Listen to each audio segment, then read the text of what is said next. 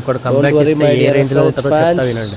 ఒక ఊర్లో సంవత్సరానికి ఒక జాతర జరుగుతుంది. ఆ జాతర చూడడానికి, ఆ జాతరలో జరిగే పోటీలో పాల్గొనడానికి ఎక్కడెక్కడి నుంచి వస్తారు. ఆ జాతరలో 10 మంది 74 పోటీలు ఆడతారు. లాస్ట్ కి గెలిచినోడు మళ్ళీ వచ్చే సంవత్సరం వరకు ఆ ఊరు వాడి సొంతం. ఊరు ఎవరి సొంతమైన ఊరు మాత్రం రికార్డ్స్ క్రియేట్ చేసుకోవడం. పోటీ గెలిచినోడికి ఊరు మాత్రమే వస్తుంది.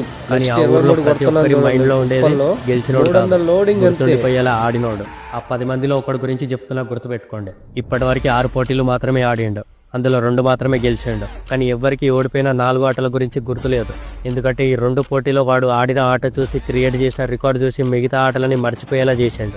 అదే 74 మ్యాచ్లలోపు ఇంకెన్ని గెలుస్తాడో, ఇంకెన్ని గుర్తుండిపోయే ఆటలు ఆడతాడో మీరే ఊహించుకోండి. ఓడిపోతే ఊరు వాడి సొంతం కాకపోవచ్చు, కానీ వాడు గెలిచిన ఆటల గురించి మాత్రం ఊరంతా గొప్పగా చెప్పుకుంటారు. పోయిన సంవత్సరం జాతరలో ఒక్క పోటీతో ఓడిపోయాడు. ఓడిపోయినా ఆ ఊర్లో వాడి రూల్ మాత్రమే గుర్తుపెట్టుకున్నారు. ఈసారి పోయినసారిలాగా ఆడరులే అనుకున్నారు. కానీ ఆడిన మొదటి పోటీలోనే ఎవ్వరు ఊహించలేని విధంగా గెలిచి అందరిలో భయం క్రియేట్ చేసిండు. తర్వాత 4 పోటీలు ఓడిపోయి అందరి కంటికి దూరం అయ్యిండు.